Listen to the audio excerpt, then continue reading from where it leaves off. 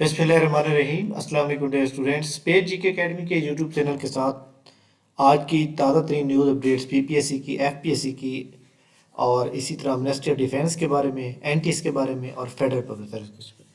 इस वीडियो को लाइक कर लें, चैनल के ऊपर नहीं तो चैनल को सब्सक्राइब कर लें।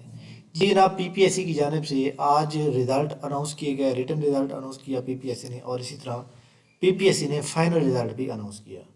तो पीपीएससी का फाइनल रिज़ल्ट अनाउंस जो हुए हैं उसके अंदर जनाब सिर्फ एक रिज़ल्ट आउट किया उन्होंने, वो प्रोफेसर का यानी एमबीबीएस, और एक रिज़ल्ट आउट किया उन्होंने shorthand test result stenographer का।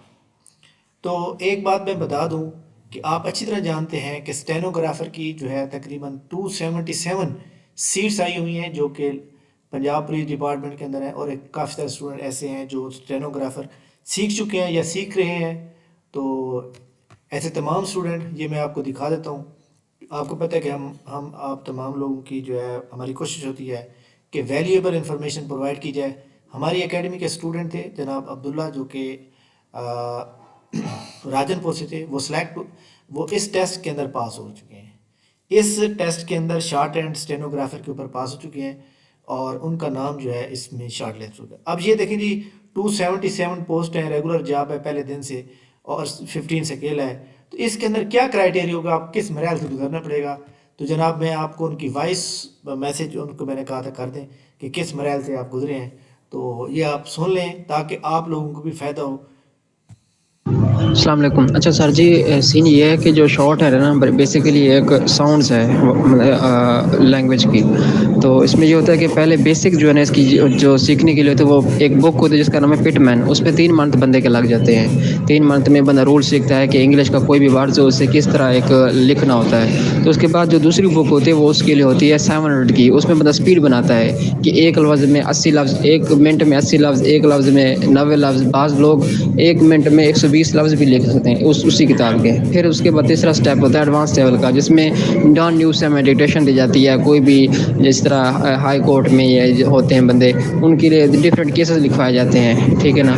तो पीपीएससी का ये क्राइटेरिया होता है कि पीपीएससी जो है ना स्टेनोग्राफर की जॉब्स अनाउंस करती है, तो उसमें 70 की स्पीड भी मांगती है, 80 की स्पीड भी मांगती है, और जो पर्सनल असिस्टेंट 16 स्केल के होते हैं उसके लिए 100 की स्पीड मांगती है। तो इसमें ये होता है कि उन्होंने जो है ना, अगर 70 की स्पीड हो ना तो उन्होंने 350 वर्ड्स लिखे होते हैं। मीन्स के 70 तरफ 5, मीन के 5 मिनट में उन्होंने 350 लफ्ज़ लिखवाने हैं। 1 मिनट में 70 लफ्ज़।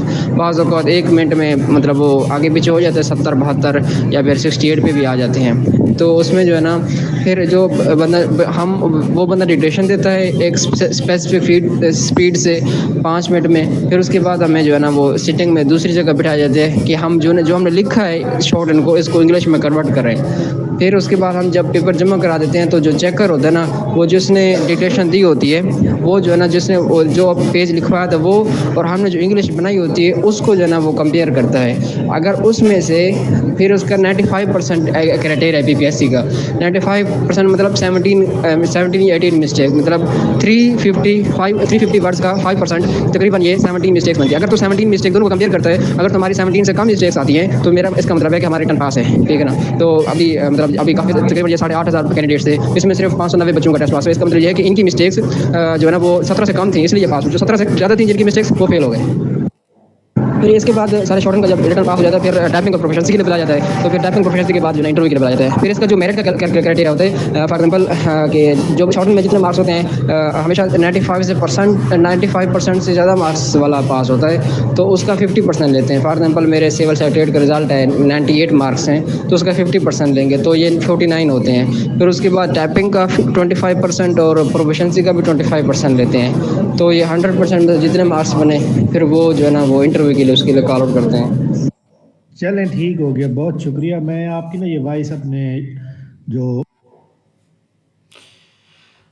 जी जनाब, तमाम स्टूडेंट ने सुन ली होगी कि ये हमारे पास जो स्टेनोग्राफर की सीटें आई हैं। तो आप लोग अगर समझते हैं तो आप भी स्टेनोग्राफर बने, क्योंकि बहुत सी सीटें हैं, और ये मैं बता दूं कि इसके अंदर ये वैकेंट सीटें रह जाती हैं, बंदे पूरे नहीं होते। ठीक हो गया।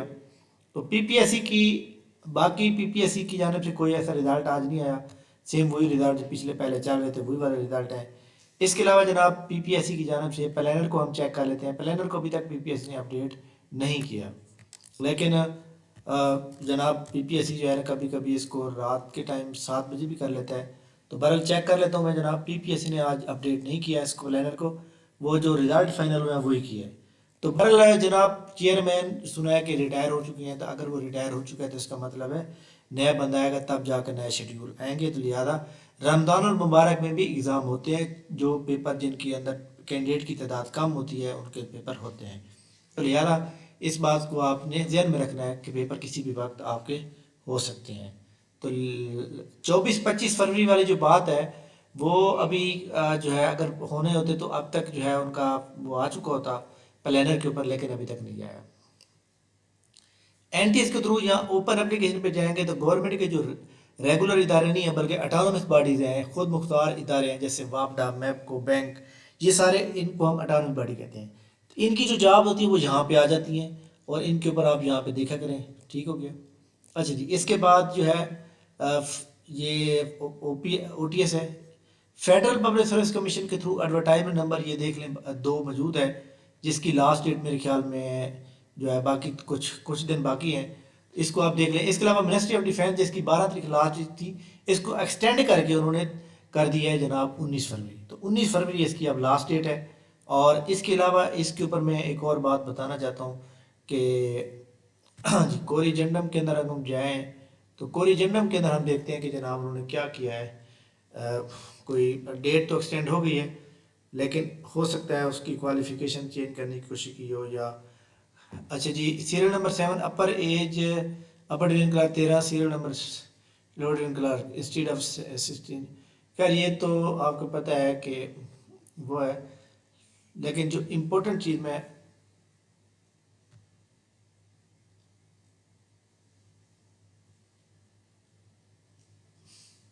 अच्छा जी, तो इसके अंदर जनाब काफ़ी सारे स्टूडेंट जो है कन्फ्यूज़ हैं। तो यहाँ पे उसने क्या कहा कि भाई अगर आपने फ़ीस जो है पे की है ना, पहली फ़ीस सीरियल नंबर 2 और 4 के ऊपर 2 to 3, यानी सीरियल नंबर 2, 3 और 4, इनमें से अगर आप अप्लाई करेंगे ना, से एक फ़ीस पे करेंगे तो आप इन दोनों में से 2, 3, 4 में से 2 पे अप्लाई कर सकते हैं। सीरियल नंबर 4, 5, 6, 7 और उसके बाद 7 के बाद 8, 9, 10, 11, इसके ऊपर वो कहता है कि अगर आप फीस पे करेंगे इन दोनों में से आप 2 पेपर अप्लाई, लेकिन अगर आप ज़्यादा पे करेंगे तो फिर आपको ज़्यादा फीस देनी पड़ेगी। ठीक है, तो ऑनलाइन अप्लाई करना है, सारी मैं वीडियो पहले बना चुका हूँ। तो ये जनाब आज की ताज़ा तरीन न्यूज़ अपडेट्स हैं। इसके अलावा आप अच्छी तरह जानते हैं कैनाल पटवारी का जो टाइपिंग टेस्ट है उसके ऊपर अभी कोई शेड्यूल नहीं है, टाइम अभी मौजूद है। अपनी तैयारी के ऊपर फुल फोकस रखें, अपनी टाइपिंग रफ्तार जितनी ज़्यादा हो सके ले जाएं। ठीक है।